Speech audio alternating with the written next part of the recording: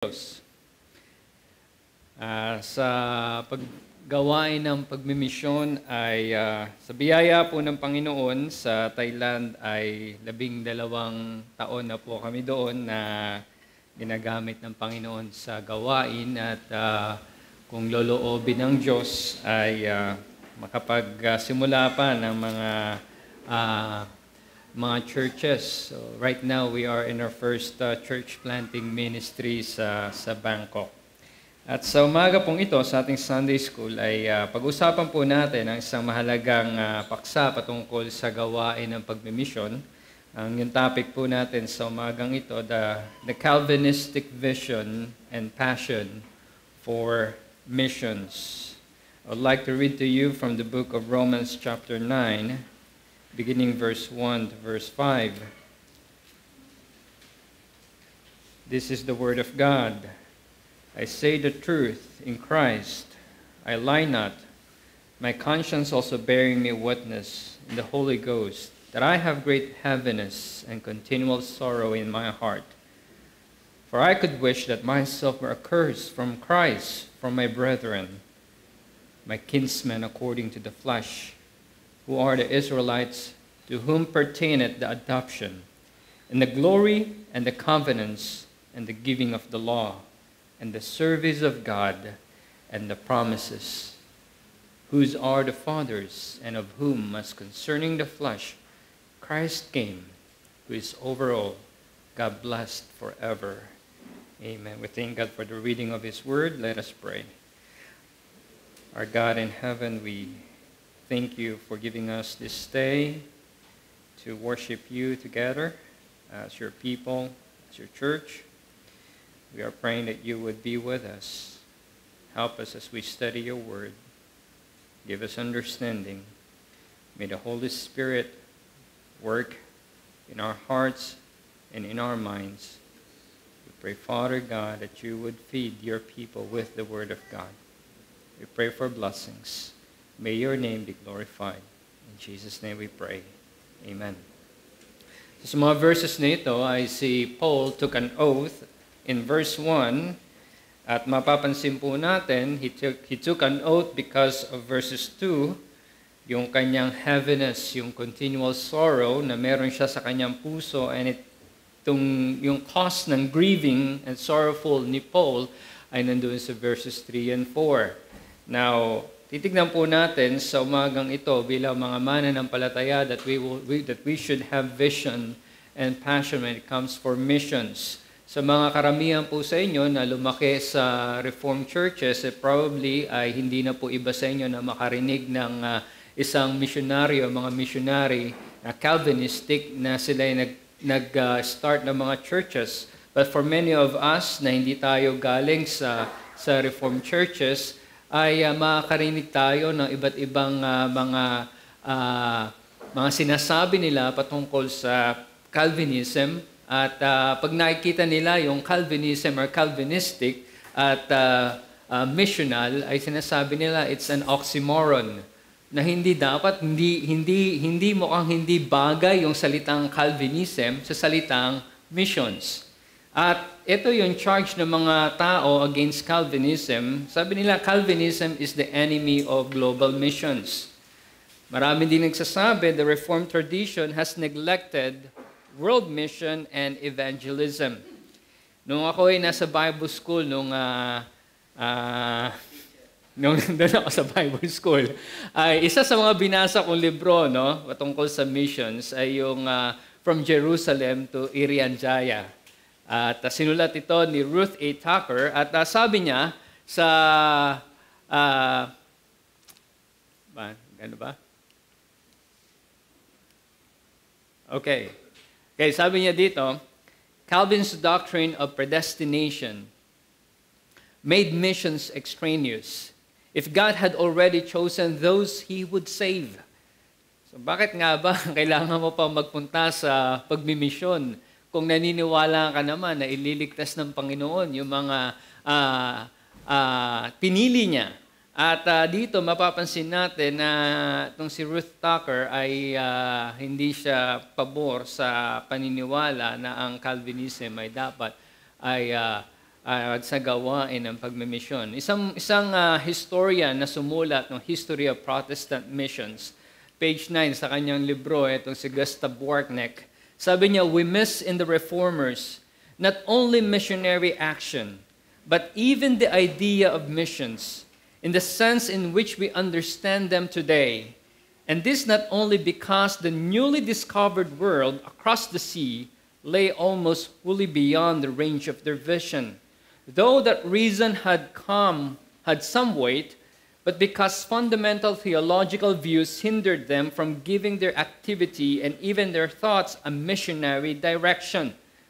Makikita po natin sa sinulat nitong si Gustav Warneck na sinabi niya, ang nawawala sa mga Reformed theologians o Reformed churches, sabi niya, ay not only a missionary action. Nasa paniniwala natin si Gustav, mission is absent in their practice. Na pag sinabi mong reform ka, ang missionary action o yung pagmimisyon ay absent sa iyo. At hindi lamang yun, sabi niya, even the idea of mission. So both practice and in their teaching, wala sa kanila ang pagmimisyon. So ito yung mga ilang misconceptions na makikita po natin sa mga nagsasabi na ang Calvinist churches ay hindi concerned sa pagmimisyon. Ngayon, sa aim ko dito sa ating pagtuturo sa ating Sunday School sa umagang ito, this lesson aims to dispel the misconception that a church cannot be both Calvinistic and missional. At ang lesson na makikita po natin sa umagang ito, the doctrine of Calvinism is a robust means to the global proclamation of the gospel and the discipleship of all nations. Na makikita po natin sa salita ng Diyos na tayo bilang mga Reform, we can be both Calvinistic and missional. Na hindi oxymoron ng salitang Calvinism at ang pagmimisyon. Makikita natin yung dalawang bagay na yan ay magkasama. So the Calvinistic vision and passion for missions are rooted in the Scripture, confession, and history. So ito sa umagang ito, titignan po natin ng mabilis, no? Bagamat napakalawak po nitong bagay nito, na masasabi natin na we can be both Calvinistic and missional based on the Scripture, based on the confession, and based on the history. So our Scripture teaches it, our confession professes it, our history demonstrated it. Tignan natin yung unang pong bagay sa umagang ito. The Scripture teaches that believing in a sovereign grace, or Calvinism, or doctrine of grace, is not an enemy of global missions. Titignan po natin sa umagang ito the exegesis of a missional Calvinist. So yung critics ng Calvinism, madalas ginagamit nila yung salitang all, yung universal text kumbaga, and sinasabi ng mga critics, the logic goes like this. If the Bible shows God desires all people to be saved, then Christians who believe in Calvinism cannot call sinners to faith and repentance. So, sa area po ng pagmimisyon namin at sa mga nakakakilala sa akin ay connected pa rin ako sa ilang mga churches na non-reform and connected sa mga, of course, yung mga non-reform churches ay anti-Calvinist. At lagi nilang sinasabi na pag ikaw ay Calvinist, hindi dapat nagmimisyon. At yung mga misconceptions na kanilang sinasabi, particularly sa mga universal text, at sinasabi nila na si Calvin ay hindi concerned sa gawain ng pagmimisyon and even sa evangelism. So dito po sa exegetical or sa exegesis ng Calvinist, ay titignan po natin ang ilang mga exegesis ni Calvin when it comes to tinatawag nilang universal text. So between 1546 and 1551, Calvin published verse-by-verse exposition of the New Testament with the exception of 2nd, 3rd John, and the book of Revelation. Now, what did John Calvin say about John 3:16? So John 3:16 sa kanyang exegesis, sa kanyang commentary, Calvin affirmed both God's universal love for humanity and the universal offer of the gospel that must be made to all sinners without exception. So dito pa lamang po sa exegesis ni Calvin, sa kanyang mga commentary sa John 3:16, ay nilinaw na ni Calvin at kanyang tinanggal ang misconception na kung ikaw ay Calvinist, hindi ka naniniwala ng pag-o-offer ng salita ng Diyos o ng ebanghelyo sa mga hindi mananampalataya. Now let's look at John Calvin, the Gospel according to St. John, sa kanya pong sa kanyang commentary, page 73, and this is what he said: "The whole substance of our salvation is not to be sought anywhere else than in Christ." We got saved, our salvation is in Christ alone, and so we must see by what means Christ flows to us and why he was offered as our Savior. Both points are clearly told us here. That faith in Christ quickens all, and that Christ brought life because the Heavenly Father does not wish the human race He loves to perish. So maraming magsasabi pag si John Calvin ay ang kanyang katuruan ay isang maling katuruan na hindi siya naniniwala na inibig ng Diyos ang mundong ito. Pero malinaw na makikita po natin dito sa kanyang commentary, sa kanyang sinabi na ang Diyos ay maibiging Diyos. At dito sa salita sa John 3:16, yung kanyang paniniwala, yung kanyang explanation when it comes to the word world, ay hindi pinakita ni Calvin dito yung extent ng pag-ibig ng Diyos, kundi ang nais ipakita ni Calvin dito ay yung degree and nature of the love of God. God loves the world. So God sent His Son to redeem the world, both Gentiles and the Jewish people, in spite of their sin, rebellion, and rejection of Him. Na kahit na sa gitna ng kadiliman ng mga taong ito, narito ang Diyos na maibigin. Ipinakita niya ang kanyang pag-ibig. So Calvin affirmed the universal invitation of sinners to Christ. Pinagpatuloy ni Calvin in page 74 of this same commentary. Sabi ni Calvin, the outstanding thing about faith is it delivers us from eternal destruction. For he, pertains to John, especially wanted to say that although we seem to have been born for death, deliverance is offered to us by faith in Christ, so that we must not fear the death which otherwise threatens us.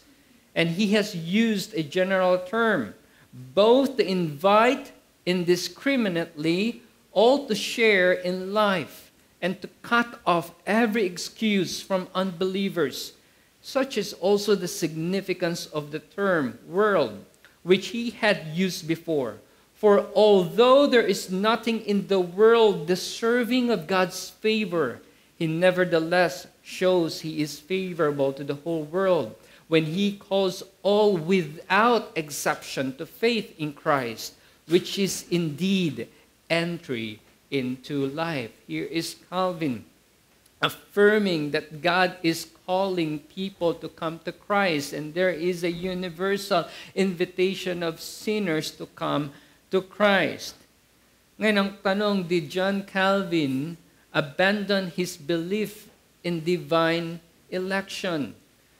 Hindi nagbago ang paniniwala ni Calvin. Naniniwala siya nandun yung pag-ibig ng Diyos sa mundo, na kahit na ang mundong ito ay puno ng kasalanan, inibig pa rin ng Diyos, at naroroon ang kanyang paniniwala na ang invitation ng Diyos sa taong mga makasalanan, sila ay lumapit kay Kristo na may pananampalataya at pagsisisi sa kasalanan. Pero hindi pa rin nagbago ang paniniwala ni Calvin na naroroon pa rin ang divine election ng Diyos. In the same commentary sa page 75, sabi ni John Calvin, "Let us remember that although life is promised generally to all who believe in Christ, faith is not common to all. For Christ is open to all and displayed to all. There is a universal invitation of sinners to Christ, to come to Christ. But God opens the eyes only of the elect, that they may seek Him by faith. Here is God. Here is the sovereignty of God. The sovereignty of God towards His elect. God opens the eyes of those whom He elected. So makita po natin sa isang bagay sa John 3:16 na si Calvin naniniwala na merong universal offer of salvation sa pamamagitan ng pangangaral ng salita ng Diyos. At naniniwala siya na ang tinawag ng Diyos sa kaligtasan, ang Diyos ang siya magbubukas sa kanilang mga mata upang sila'y manampalataya. Another text na titignan po natin is 1 Timothy chapter 2 verse 4. Sa 1 Timothy chapter 2 verse 4, ito po yung sinasabi ng 1 Timothy 2 verse 4. Who will have all men to be saved and to come unto thee, unto the knowledge of the truth. So isa sa mga sinasabi nila, ito ang Diyos, tignan ninyo. Mali ang Calvinist na sinasabi ang Diyos ay pumili. Dahil sabi ng 2 Timothy chapter 2 verse 4.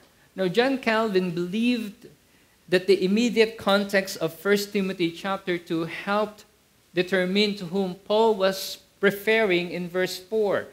Sabi ng verse 1, I exhort therefore that first of all, supplications, prayers, intercessions, and giving of thanks be made for all men. Well, Calvin believed that Paul did not speak of every single person in history without exception. So naniniwala si Calvin na sinabi dito na all types of people, whether they are royalties or commoners. Sabi ng verse 2, for kings and for all that are in authority, that we may lead a quiet and peaceable life in all godliness and honesty. Sa 1 Timothy 2 verse 4, sa kanyang exegesis, si Calvin naniniwala siya that salvation of God extended to all kinds of people. Na ang kaligtasan na hindi lamang binigay ng Diyos para sa mga merong authority o merong posisyon o para sa mga hari o sa merong kayamanan, kundi binigay ng Diyos ang kaligtasan para sa lahat ng tao, whether they're royalty or commoners. God will bring to Himself people from every nation and ethnicity. Sabi niya dito sa kanya pong commentary, page 97 and 98, sa kanyang selected sermons from the pastoral epistles, we must not refrain His fatherly goodness to ourselves alone, nor to any certain number of people, for He showeth that He will be favorable to all. The gospel is called the mighty power of God, and salvation is to all them that believe. Yeah, it is a gate of paradise. It follows then, if through the will of God the gospel be preached to all the world, there is a token that salvation is common to all.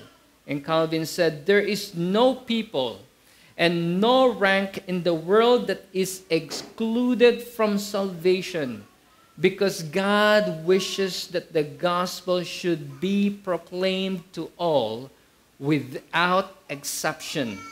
Now the preaching of the gospel gives life, and hence he justly concludes that God invites all equally to partake of salvation. John Calvin, in his selected sermons from the pastoral epistles. Makita po natin dito, the gospel has come to the entire global community, composed of all people, Jews, Gentiles, all kinds of people, people from all walks of life, na hindi dito tinitignan ang posisyon o hindi tinitignan dito ang kayamanan, hindi tinitignan ang rangko, ang edukasyon ng tao, kundi ang kaligtasan ng Diyos ay kanyang ipinakita sa lahat ng uri ng tao. So Calvin did not see any contradiction between 1 Timothy chapter 2 verse 4 and his view of predestination. He continued sa kanyang commentaries on the epistles to Timothy, Titus, and Philemon, page 54, sabi ni Calvin, hence we see the childish, folly of those who represent this passage to be opposed to predestination. If God, they say, wishes all men indiscriminately to be saved, it is false that some are predestined by His eternal purpose to salvation, and others to perdition. They might have some ground for saying this. If Paul were speaking here about individual men, although even then we should not have wanted the means of replying to their argument. For although the will of God ought not to be judged from His secret decrees, when He reveals them to us by outward signs, yet it does not therefore follow that He has not determined with Himself what He intends to do as to every individual man. Here is Calvin asserted that the one preaching the gospel of Christ must see every individual person as potentially savable. So yun dapat ang tignan natin. Sabi ni Calvin na hindi natin titignan ang mga bagay na ito na merong distraction o merong hindrance, kundi titignan natin na ang Diyos ay kaya niya iligtas ang lahat ng tao, lahat ng uri ng tao. Well, while leaving the secret things of God's decrees to God Himself.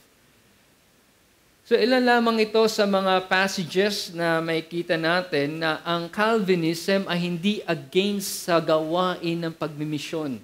Ito yung mga verses na binabato sa atin ng mga anti-Calvinist na ang Calvinist daw ay hindi sila nagmimisyon sa pamamagitan ng mga verses na ito. Sinasabi nila, iba ang interpretation, iba ang paniniwala ng mga Calvinist sa bagay na ito. Ngunit nakita natin mismo sa mga sinulat ni John Calvin ang pagiging Calvinist. Naroon yung kanyang concern sa mga taong hindi pa mga mananampalataya. Naroon siya, naniniwala siya na ang ebanghelyo ay dapat ipangaral ng bawat isa sa atin. Na hindi natin pinipili ang tao na ating pinapangaralan at binabahagian ng ebanghelyo. At naniniwala na tayo sa ating pagtawag sa kanila na sila'y manampalataya sa kay Kristo, ang Diyos ang kikilos sa puso ng mga taong ito upang tumugon ng merong pananampalataya sa ating Panginoong Hesukristo.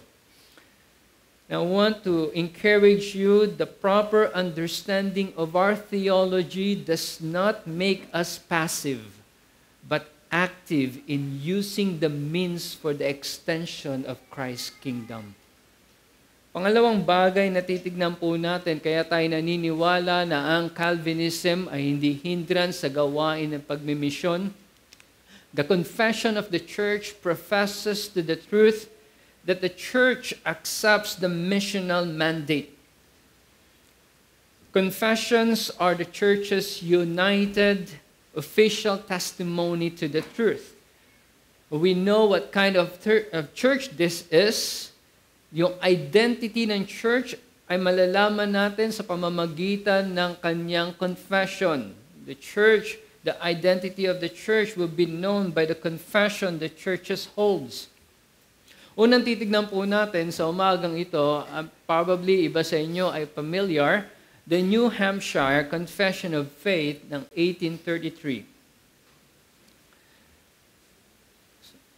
So, dito sa bagay pong ito ay kaya nabuo ang New Hampshire at karamihan ngayon sa mga Baptist churches sa Pilipinas ay ito ang hinahawakan.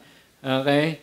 Na kung familiar kayo sa mga Bible Baptist churches, ito yung confession na kanila pong hinahawakan, but I don't know if they really understand yung kanilang confession at kung paano yung history ng confession na ito ay naganap. Well, there were doctrinal challenges among early American Baptist churches during that time. At una na naganap na challenge doon sa kanila ay yung Free Will Baptist. Well, during the American Revolution, yung Calvinist and Arminian churches existed already in New England, sa New Hampshire. At isa sa mga kilalang tao during that time is Benjamin Randall. Si Benjamin Randall na kung saan ay siya ay humiwalay sa isang church at siya ay nagtayo ng tinatawag na Free Will Baptist Church in Durham, New Hampshire in 1779. At ito sinabi di ko nalagay, sorry. Ito sinabi ni Randall, I saw in him a universal love, a universal atonement, a universal call to mankind, and was confident that none would ever perish but those that refuse to obey it. So, naniniwala siya, universal, love of God. At dito, sabi niya yung universal atonement. So, si Randall ay namatay noong 1807. At nung siya ay namatay, yung the free will movement ay patuloy na lumago. At noong 1826 ay sila ay nag-publish ng kanilang magazine, the Free Will Baptist Magazine. Pagdating noong 1832, yung kanilang General Association agreed to draft a confession. Kaya nagkaroon ng tinatawag na the Free Will Baptist Confession. At inadapt ito ng kanilang association noong 1834. Di ko sure kung nailagay ko dito yung... isa yon sa kanilang pinaniniwalaan. No? Isa yon sa mga doctrinal challenges na naganap nung panahon noon. So, mayroong free will Baptist movement at sa kabilang side naman ay mayroong hyper-Calvinist movement. Itong mga hyper-Calvinist movement during that time ay anti-missions. At ito ay kung saan yung missions ng mga Calvinistic churches during that time ay lumalago at ang kanilang influence ay nanggaling kay Andrew Fuller. At karamihan ng mga Calvinistic churches of Baptists during that time ay they followed the Calvinism of Andrew Fuller. Kaya yung mga mga hyper-Calvinists during that time, ang tawag nila sa mga Calvinistic churches during that time ay Fullerites. Okay? At etong hyper-Calvinist na ito, sila yung tinatawag natin, o kilala sa ating pagtawag na primitive Baptist. At sa kanilang paniniwala ay they were the true defenders of Calvinism. And the primitive Baptists during that time, they downplayed the importance of evangelism and missions. Isa sa kanilang sinasabi, sabi ng mga primitive Baptists, they accused the Calvinistic Baptists or the Fullerites, ang accusation nila, these people possess an innovation that is worldly in its character. Yung missions, evangelism, ang kanilang paniniwala, that is worldly in its character. At sabi din nila, it's an insulting in its nature to the name of Christ. So, ito yung mga primitive Baptists during that time. So, because of these challenges, in 1830, the New Hampshire Baptist Convention produced a confession of faith that would correct misconception, misimpression, and one that would summarize the beliefs of the churches of the convention. Kaya pagdating noong 1833, nagawa na draft yung New Hampshire Confession of Faith, it was adopted by the convention. Ito yung isa sa kanilang paniniwala. Yung sa confession nila, the New Hampshire Confession of Faith of God's Purpose of Grace, chapter 9, they said, we believe that election is the eternal purpose of God, according to which He graciously regenerates, sanctifies, and saves sinners, that being perfectly consistent with the free agency of men, it comprehends all the means in connection with the end, that it is a most glorious display of God's sovereign goodness, being infinitely free, wise, holy, and unchangeable, that it utterly excludes boasting, and promotes humility, love, prayer, praise, trust in God, and active in imitation of His free mercy, that it encourages the use of means in the highest degree, that it may be ascertained by its effects in all who truly believe the gospel, that it is the foundation of Christian assurance, and that to ascertain it with regard to ourselves demands and deserves the utmost diligence. Si Tom Nettles, yung kanyang description dito sa New Hampshire Confession of Faith, sabi ni Tom Nettles, ma-appreciate mo itong kanilang Confession of Faith because they saw election as a gracious act of God. At sabi niya dito sa chapter 9 ng Confession of Faith ng New Hampshire, makikita natin dito that sabi dito, it is consistent with the free agency of men, sabi din dito, it encourages the use of means in the highest degree for the purpose of the glory of God. So God is gracious. It is consistent with free agency. Consistent. It encourages the use of means for the glory and the glory of God. Next, titingnan po natin, although hindi na natin masyadong hahabaan ang pagtingin dito, the Philadelphia Confession of Faith. In 1742, merong 5 churches in Pennsylvania and New Jersey. This happened during the time ng Great Awakening, and makita natin during that time, even before the Great Awakening, there were already Calvinistic churches. So yung 5 churches na ito ay nag-form sila ng Philadelphia Baptist Association. So yung group na ito ay nasa William Penn's colony. At pagdating ng 1742, yung association, they adopted the 1689 London Baptist Confession of Faith. Yung in-adapt nila ito, they had some additions doon sa minor additions sa kanilang ginawa doon sa Second London Baptist Confession of Faith. Agad sila ng 2 chapters. Nonetheless, if you're familiar with the 1689 Baptist Confession of Faith, na titignan po natin next, ay hindi natin masyadong titignan yung Philadelphia Confession of Faith. Nais kong tignan natin yung the Second London Baptist Confession of Faith, 1689, na hinahawakan ng mga Reformed Baptists. Una, tignan po natin in chapter 1 of the Holy Scriptures. This chapter shows yung revelation and the necessity for world missions. Now, special revelation must be preached. The chapter reminds us of the sufficiency of the Word of God. The Word of God is sufficient for the salvation of man. And it also calls for the necessity for Bible translation. Kaya sabi ng chapter 1, paragraph 8, the Old Testament in Hebrew, which was the native language of the people of God of old, and the New Testament in Greek, which at the time of the writing of it was most generally known to the nations, being immediately inspired by God and by His singular care and providence, kept pure in all ages, are therefore authentic, so as in all controversies of religion, the church is finally to appeal to them.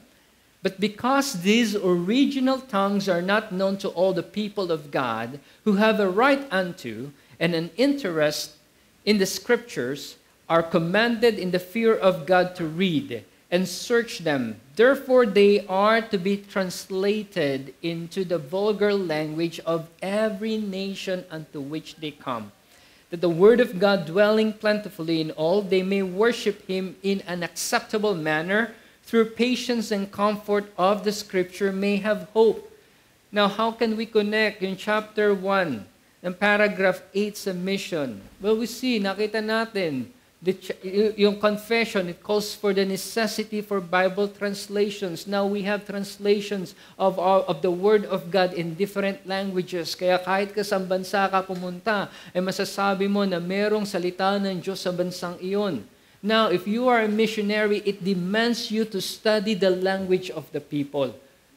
Para ma-communicate mo ang salita ng Diyos sa kanila na kailangan mong sabihin, ipangaral ang ebanghelyo ng Panginoong Jesucristo sa pamamagitan din ng kanilang lengguwahe. Now, this chapter shows us the revelation of God and the necessity for world missions. Chapter 2 of God and the Holy Scripture This chapter shows the source, content, and goal of mission. It tells us who God is, His attributes, His persons, His work. God is the source of our motivation. God is self-sufficient. God is the content of missions. And the glory of God is the goal of missions. In missiology, there is a term we call Missio Dei. God, a mission of God. The God described in chapter 2 is the God who initiates and sustains missions. Chapter 3 ng confession of God's decree. This chapter shows the certainty and agency of missions. God decreed some people to be saved. We know the elect will come to Christ. And because of that, this is our certainty of our missions. God has also decreed the means that will be used to bring His elect to salvation.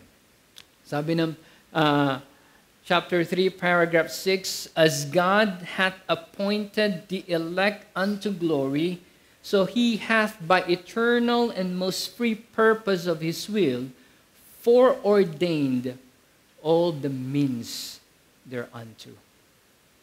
Now we see after chapter 6, we come to covenants, of God's covenants. The covenants of God are missiological covenants. Paragraph 3 in chapter 7, this covenant is revealed in the gospel. First of all to Adam, the proto-evangelium, in the promise of salvation by the seed of the woman, and afterwards by further steps until the full discovery thereof was completed in the New Testament. It is founded in the eternal covenant transaction that was between the Father and the Son about the redemption of the elect, the covenant of redemption. Then after chapter 7, we come to chapter 8 of Christ the mediator. Christ is the fulfillment of the covenant redemption. In chapter 8, paragraph 8, to all those for whom Christ has obtained eternal redemption, He does certainly and effectually apply and communicate the same.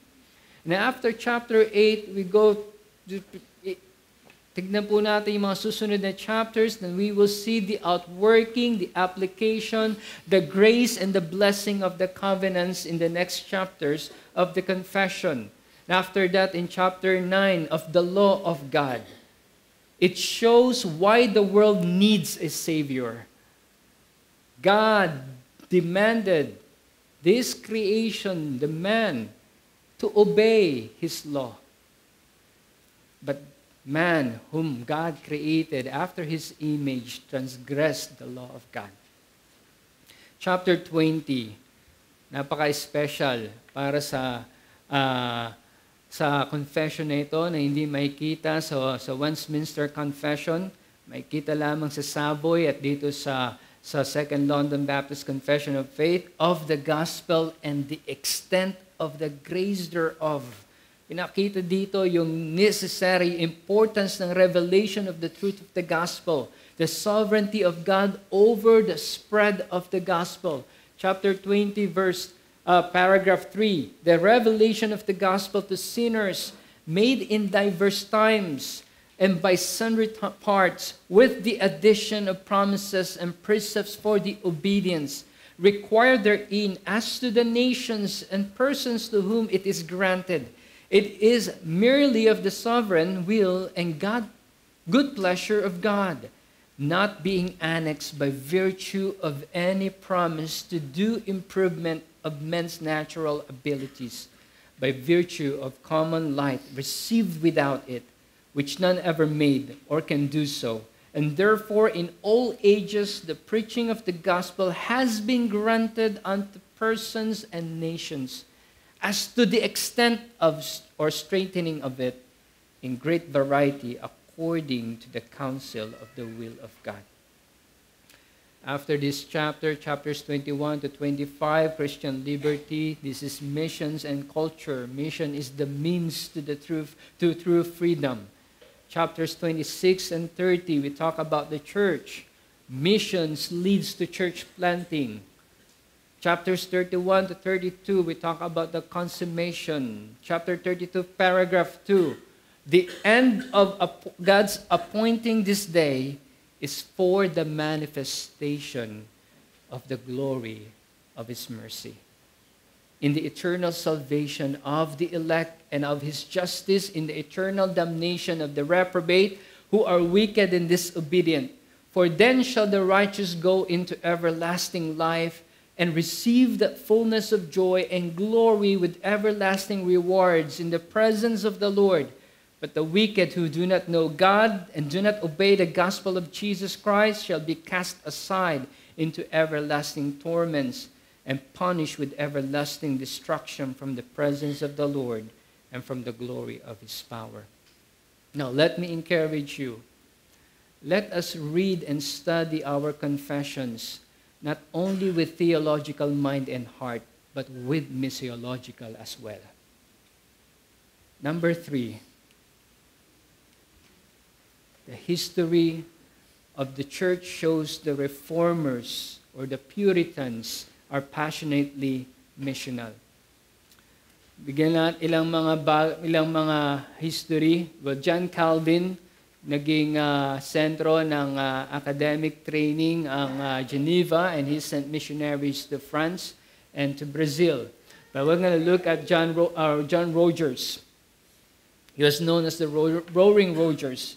In his Treaty of Love, ito sinabi ni John Rogers, "Reach it to all, near and far, strangers, enemies, within and without the pale of the church, Turks and pagans. We must pray for them and do them any good if they come in our way. Prayer as the means to expand the kingdom of Christ." The next is John Bunyan, 1628 to 1688. John Bunyan showed his passion for the salvation of the lost. Sabi ni John Bunyan sa kanyang sinulat, "Grace abounding to the chief of sinners, my great desire in fulfilling my ministry was to get into the darkest place in the country, even amongst those people that were farthest off of profession. Yet not because I could not endure light, but because I found my spirit leaned most after awakening and converting work. And the word that I carried did lean itself most that way. Yes, so have I strived to preach the gospel, not where Christ was named, lest I should build upon another man's foundation." Preaching of the gospel of Christ is the means to accomplishing, expanding the kingdom of Christ. Cotton Mather, isang New England Puritan. Ito yung kanyang prayer. Yung prayer ni Cotton Mather, sabi niya, "Praying for souls is a main stroke in the winning of souls. If once the Spirit of grace be poured out upon a soul, that soul is won immediately. Yet who can tell how far the prayers of the saints and of a few saints may prevail with heaven to obtain that grace that shall win whole people and kingdoms to serve the Lord? It may be the nations of the world would quickly be won from idolatries of paganism and the impostures of Mahomet, if a spirit of prayer were at work among the people of God." Cotton Mather in his book, The Nets of Salvation. Here is Mather's prayer. He had global mission in mind in his prayer. The nations of the world. Now, let's go to Calvinistic Baptist Passion to Win the Lost. So, lumago yung Baptist divided during that time yung Puritans sa tatlo, yung General Baptist, Particular Baptist, and even Seventh-day Baptist. Now, yung Particular Baptist ay patuloy na lumago from one church in 1638, and by the end of 1688, even the time of persecution, nung na-install muli yung monarchy, ay lumago ang particular Baptist from 200 to 300 churches. One of the figures during that time ay si Benjamin Keach. Keach was converted at the age of 15 nung nag-preach si Matthew Mead. But during that time, itong si Benjamin Keach was part of the General Baptist. He started preaching at the age of 18 years old, but by the time na siya ay naging 28 years old, ay lumipat siya ng grupo, naging Particular Baptist. Itong si Benjamin Keach. At yung kanyang pulpit ministry was characterized by vigorous evangelism and regular calls to the unconverted to respond to Christ in faith. Sabi ni Benjamin Keach dito sa kanyang sinulat, The Great Salvation, receive the Savior, believe in Him, and you shall be saved whosoever you are. It is not the greatness of your sins that can hinder or obstruct Him from saving your souls. Though your sins be as red as scarlet or as red as crimson, He will wash them all away and shall make you as white as wool, as white as snow. So look at Benjamin Keach, how he called people to come to Christ. In his commentary, sa kanyang commentary ng Revelation chapter 3 verse 20, he said, will you not open the door, nor cry to Him to help you to open to Him, to enable you to believe in Him? What do you say? Shall the Son of God just stand at your doors, and you shall not so much as ask, who is there? Who is at my door? Shall Christ be kept out of your hearts and stand at your doors while sin commands the chiefest room and has the absolute power over you and rules in you? Oh, resolve to desert them, they otherwise will damn your souls forever and expose you to the torment of hellfire to deliver you from them and from the wrath which is due to you for them. Is Christ come, and this great Savior is offered to you. Here again, Benjamin Keach, calling people to come to Christ. And last na titignan po natin is si Samuel Pierce. We all know Samuel Pierce was part of the formation of the Baptist Missionary Society. One time si Samuel Pierce ay na-invite siya sa isang church sa Gillsboro, Northamptonshire. At yung church na ito ay dahil nga mayroong persecution from the Anglican, ay sinunog ang church na ito during the Christmas time. Pero in-invite si Samuel Pierce na mag-preach on one Sunday. After he preached, ay sabi sa kanya ay, would you come again tomorrow? So Monday. At napagkasunduan nila na siya ay pumunta doon sa church para mangaral ng salita ng Diyos ng 5 a.m. Kasi nga yung mga tao doon are all farmers, so before they would go to their work, ay nais nila makarinig ng salita ng Diyos. So nandun si Samuel Pierce, nagbahagi siya ng salita ng Diyos, and Andrew Fuller was there also. At sabi ni Andrew Fuller kay Samuel Pierce, I thought you did not seem to close when you had really finished. I wondered that, contrary to what is usual with you, you seem, as it were, to begin again at the end. How was it? So, most probably, si Andrew Fuller ay familiar na kung paano mag-preach itong si Samuel Pierce. So sabi niya, nung patapos ka na, bakit parang inulit muli yung iyong pangangaral, parang bumalik ka uli sa simula. Ito yung response si Samuel Pierce. Well, my brother, you shall have the secret.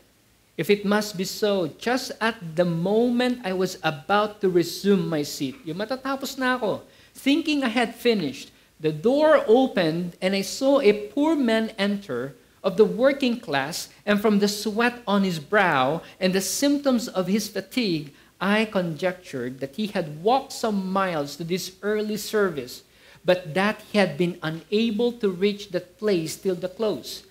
A momentary thought glanced through my mind. Here may be a man who have never heard the gospel, or it may be he is one that regards it as a feast of fat things. In either case, The effort on his part demands one on mine.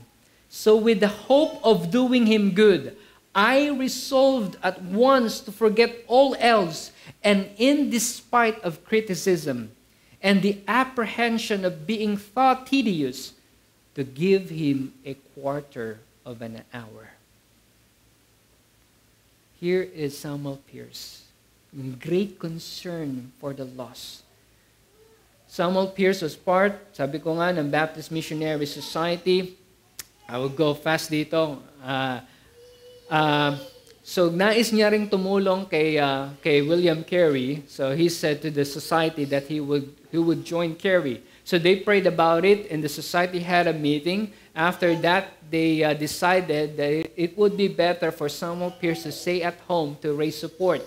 So he spent his 3 remaining years of his life raising support for missions. Now, ito sinabi ni Samuel Pierce. Sabi niya, during that time ay nagkakaroon ng gera between Great Britain and France. At sabi nga ng isang libro ay How Would You Know an English Person? At isa sa mga karakteristik ng English person during that time, hatred for France. Okay? Kasi nga, mayroon labanan. Pag ikaw ay English person, kailangan nandun yung attitude mo na galit ka sa mga French. Pero ito si Samuel Pierce, he said, should anyone expect that I should introduce the destruction of our foes? By the late victories gained of the coast of Egypt and Ireland as the object of pleasure and gratitude, he will be disappointed. But I want you to see this, he said, but to the heart of him who calls himself a disciple to the merciful Jesus, let such pleasure be an everlasting stranger. To consider that the national differences ought not to excite personal animosities. So after this, si Samuel Pierce, malapit na siyang, hinang-hina na siya, at sumulat pa rin siya kay Carey, at dito sa kanyang sulat ay naghahanda siya ng 5 na tao na magpupunta ng France para magmisyon. At mapapansin natin dito, sinabi niya, we. They were already studying the French language, and he said, we. Na ibig sabihin, during that time ay hinang-hina na itong si Samuel Pierce, pero nag-aaral pa rin siya ng French para sa kanyang isipan, isa siya dun sa 5 na pupunta sa France para magbahagi ng salita ng Diyos. He died on October 10, 1799. I want to go fast with this sa ating pong application. Have your Bibles, you can read them. This lesson calls every church that rejoices in Calvinism to be equally passionate about evangelism and missions. A biblical Calvinist or Calvinism should evoke zealousness to win the lost for Christ. A biblical Calvinism should make the believers bold in preaching the gospel. We should have boldness because of the authority and promise of Christ who sits on the throne. A biblical Calvinism should produce patience in evangelism. Faith that God is sovereign in salvation liberates us from pressure to produce results by carnal and unbiblical means. No place for pragmatism, no place for manipulation methods. We should be patient in our evangelism. Let us pray. O Diyos sa banal, salamat sa umagang ito. Thank you for your word. Please continue to help us, O God, to fulfill our mandate to call people to come to Christ. Lord, help us as Calvinistic believers that we will be active, we will have vision and passion for evangelism and global missions. May your name be glorified. We pray all these things in Christ's name. Amen. Okay lang. Thank you, Pastor Lloyd, for very informative and